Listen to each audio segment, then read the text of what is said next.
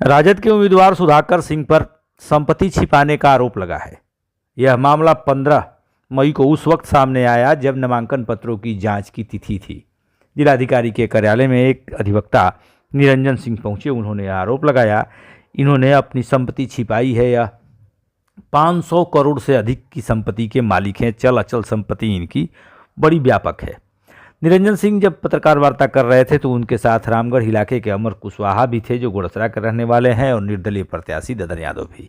इन लोगों ने जो आरोप लगाया इस पर सुधाकर का भी पक्ष सामने आया है और राजद के एक नेता का भी। आइए सुनते हैं इस आरोप की पूरी सच्चाई क्या है। प्रतीत होता है कि उनका नॉमिनेशन पेपर बिल्कुल इलीगल है, जो जहां पे उन्होंने मटेरियल सेपरेशन किया है, करप्ट प्रैक्टिसेस का एक ग्लेरिंग एग्जाम्पल है। जो व्यक्ति हजारों करोड़ का मालिक है और उन्होंने अपने एसेट केवल 1 करोड़ 73 लाख का ही उन्होंने दिखाया। उन्होंने अपने स्पॉज का जो मैंडेटरी प्रोविजंस है रिप्रेजेंटेशन ऑफ पीपुल एक्ट का, जिसमें ये कहा गया कि आप अपने एसेट्स का, अपने स्पॉज के एसेट्स को, क्रिमिनल एंटीसीडेंट्स को पूरे एफिडेविट में पूरा डिक्लेरेशन देना है, लेकिन उन्होंने उसको सप्रेस किया है।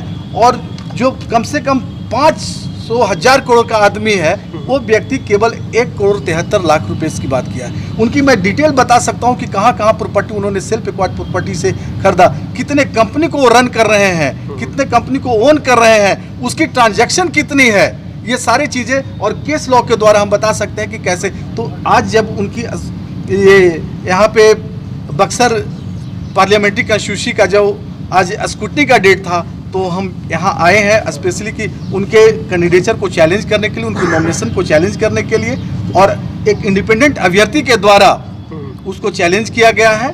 और उसमें हमने उसका सब्जेक्ट मैटर डायरेक्टली लिखा है, एड्रेस करते हुए डिस्ट्रिक्ट मजिस्ट्रेट कम रिटर्निंग ऑफिसर बक्सर पार्लियामेंट्री। यह बातें 15 मई को सामने आई थी। जैसा कि हमने आपको बताया, उस दिन नामांकन पत्रों की जाँच होनी थी।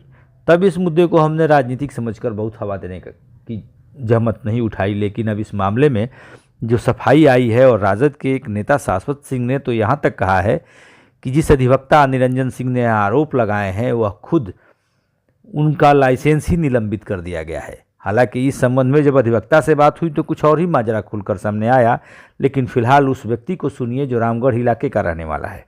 नामी संपत्ति ली गई है विक्रम में। इसी तरह इन्होंने अपना एक ग्रुप बनाया है 10-12 लोगों का, और वो 10-12 लोगों पर भी हम लोग प्रयास करेंगे कि ईडी जांच करे कि उन लोगों के पास सोर्स ऑफ इनकम कहाँ है, और उन लोगों के नाम से भी प्रॉपर्टियां क्रय कर कहीं 4 करोड़ की, कहीं 3 करोड़ की, कहीं 5 करोड़ की ऐसे रखी गई है। अभी इनके दुर्गावती में किंगवे टेक्निकल में एक मैंने एम्प्लॉई को रखे हैं, 20-30 हज़ार महीना देते होंगे, उसको सचिव बनाए हैं, विनोद कुमार सिंह नाम है। उससे ये मैंने दिखा रहे हैं नॉमिनेशन में कि हम 49,10,000 रुपया मैंने ऋण लिए हैं। हम 20-30 हज़ार आपको रखें नौकरी पर, आप ऐसे हम ऋण ले लेंगे। 10 करोड़ रुपया बैंक से ले रहे हैं, बनारस से, सिंडिकेट से लेके, केनरा से लेके, सोन वैली एक कंपनी बना है फाउंडेशन, उसका तथ्य छुपा रहे हैं, और अदर कंपनियों को तथ्य छुपा रहे हैं। तो ये बहुत ही बड़ा गंभीर अपराध का मैटर है, भ्रष्ट आचरण का मैटर है, और इस पर हम लोग मांग करेंगे कि बहुत उच्च स्तरीय जांच हो, और ये आय से अधिक संपत्ति और PMLA का मामला बनता है, और ये बहुत ही गंभीर विषय है, और हम लोग इसका अंतिम दम तक लड़ाई लड़कर। और आपका नाम और पूरा परिचय बताइए। मेरा नाम अमर कुशवाहा, घर गोड़सरा और थाना रामगढ़, जिला कैमूर पड़ेगा। अमर कुशवाहा जिनको भी आप सुन रहे थे वह ग्राम गोड़सरा, थाना रामगढ़ के ही रहने वाले हैं, अर्थात सुधाकर सिंह के पैतृक प्रखंड के रहने वाले हैं, और लोकल होने के कारण उन्हें बहुत सारी जानकारियां उनके पास है। सुधाकर सिंह पर जो आरोप लगे हैं वह मामूली नहीं है। अगर यह आरोप सत्य पाए गए तो उनकी उम्मीदवारी तो छोड़िए, चुनाव जीतने के बाद भी उन पर खतरा बना रहेगा। आइए सुनते हैं सुधाकर सिंह ने इस मामले में क्या कहा। तो उनको चुनाव लड़ने की क्या जरूरत है?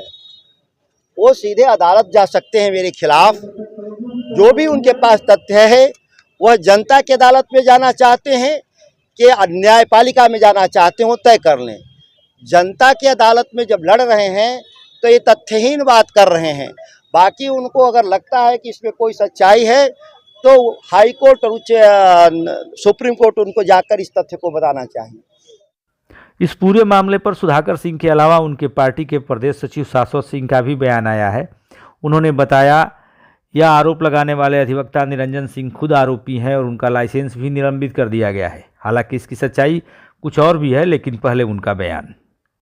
देखिए, सबसे पहले तो बहुत हास्यास्पद बात है कि कोई अगर प्रत्याशी है और वह चुनाव में नामांकन दाखिल कर रहा है, तो अगर कोई संपत्ति उसके नाम पर है तो वह उसका विवरण देने में क्यों हिचकिचाएगा। और अगर इसके बावजूद भी किसी को लगता है कि किसी ने अगर गलत विवरण दिया है तो वह स्वतंत्र है सक्षम न्यायालय के पास जाकर के परिवाद या अपील या केस करने के लिए, मुकदमा दायर करने के लिए। रही बात इलेक्शन कमीशन की, तो इलेक्शन कमीशन ने चुनावी हलफनामे को सही पाते हुए सुधाकर सिंह जी की जो नामांकन की जो दस्तावेज हैं उसको स्वीकृत किया है और उनको पूर्ण रूप से नामांकित कर दिया है, जिसका सिंबल जो है 17-18 तारीख को अलॉट हो जाएगा।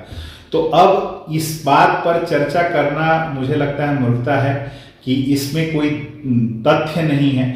और जब इनका पुराना एक तरीका रहा है तथ्यों को तोड़ मरोड़ करके पेश करना, और इस तरीके के छोटे मोटे स्तर की बहुत सारी बातों को हम लोग बहुत ज़्यादा संज्ञान भी नहीं लेते हैं।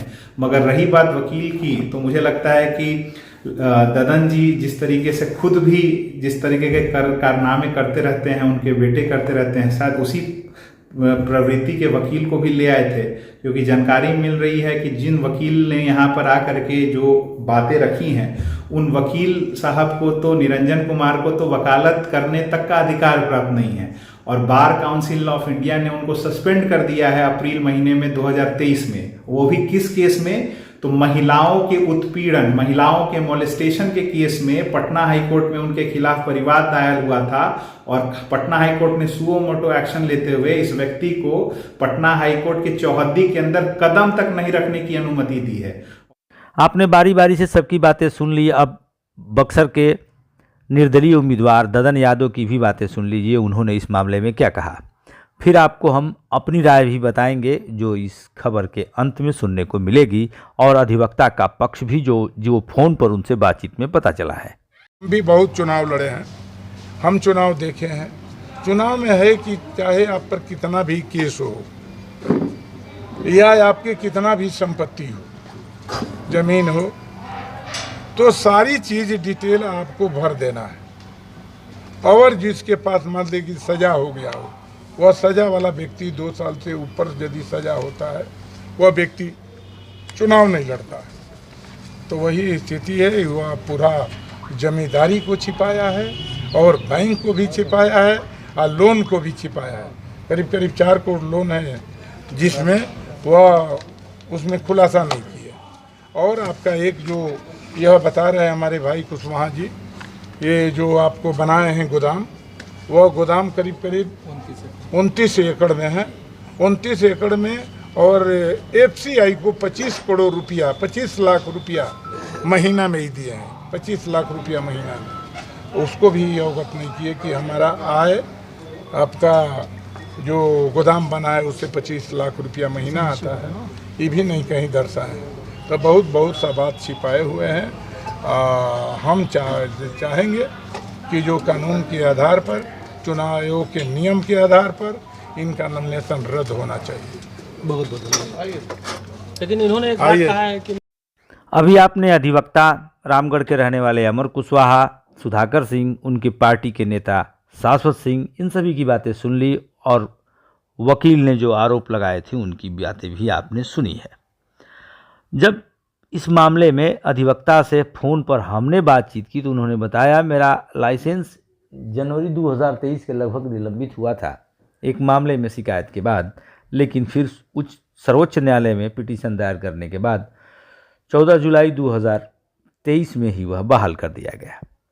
और मैंने इस मामले को सिर्फ जिला निर्वाचन पदाधिकारी के यहाँ नहीं है, हाई कोर्ट में भी प्रस्तुत किया है।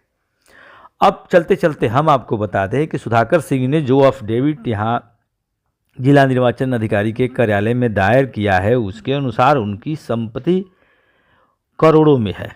हालांकि उसे कई खंड में दर्शाया गया है, चल अचल फैक्ट्री, कुल 4 फैक्ट्रियों का जिक्र उन्होंने किया है, जिसमें 1,57,00,000 रुपये उन्होंने निवेश भी किए हैं। 73 लाख स्वयं पर और 50 लाख पत्नी के ऊपर भी उन्होंने कर्ज दिखाया है। हालांकि सुधाकर सिंह की वार्षिक आय 9 लाख और पत्नी की आय 14,72,000 है। पति पत्नी दोनों पर बैंक का कर्ज भी है और राज्य खाद्य निगम के 4,50,00,000 रुपए के देनदार सुधाकर भी हैं, जिसका केस भी संभवतः उन पर चल रहा है। इस खबर पर आप क्या राय रखते हैं, कमेंट से हमें अवश्य बताएं।